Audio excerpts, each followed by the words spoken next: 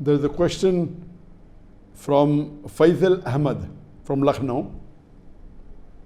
What can the child do for one's parents after they die, so both the child and the parents benefit in the hereafter?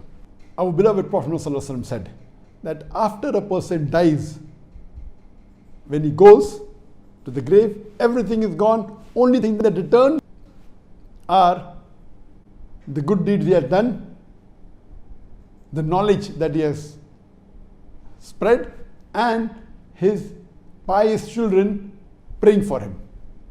So the three things that are Sawab-e Jariyah are the good deeds and the wealth that the person has spent, the knowledge that he has spread, and his pious children praying. Regarding the question that what can a child do for the parents so that both benefit, the best thing he can do is become a pious human being. And once he becomes the pious human being, he should pray for his parents. So if he is pious and if he prays for the parents, inshallah the prayer will be accepted. Then you pray for your parents for Jannat al-Firdaus al-A'la.